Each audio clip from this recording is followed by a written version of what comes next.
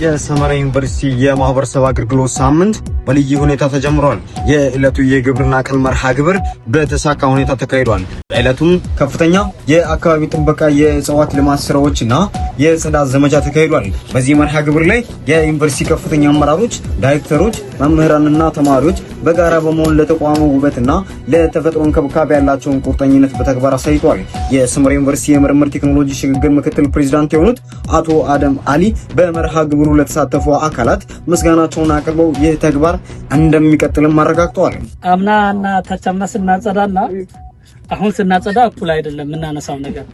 በፊት የምናነሳውና ምንተው ሁሉ ይጠፋን ነበር። አትሊስት አሁን ግን የምናነሳው ነገር እናንተን እየለየን ነውና ጥሩ ባህል እየሆነ ሲሄድ በደንብ እያሻሻልን እንሄዳለን ማለት ነው። የናንተ ኢፈርት ደግሞ በጣም ወሳኝነት አለው። ሁሌ አሁን ያለንበት ቦታ ይሄ ኢንዲጂነስ ፕላንት ነው። አጠቃላይ የምታዩ የሌለው አፋር አካባቢ የሚገኙ ኢንዲጂነስ ፕላንቶች ናቸው። ይሄ ሁላችሁም ታውቁታላችሁ ይመስለኛል። ቁርቁራ ነው በአፋርኛ፣ ኩስራ ነው የሚባለው።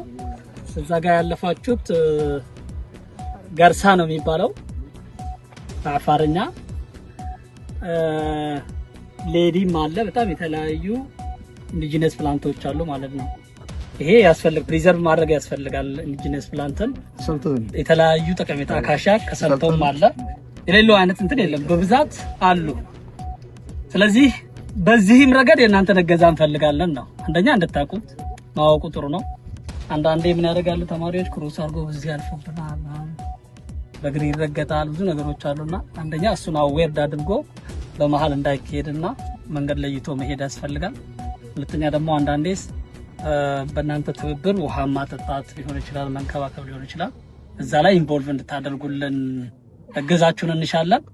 ስለዚህ የዛሬ እገዛችሁ እጅግ በጣም እያመሰገንን ልምድ አድርገን ባህል አድርገን የምንሄድበትን ሚንስ እንፈጥራለን ለወደፊት።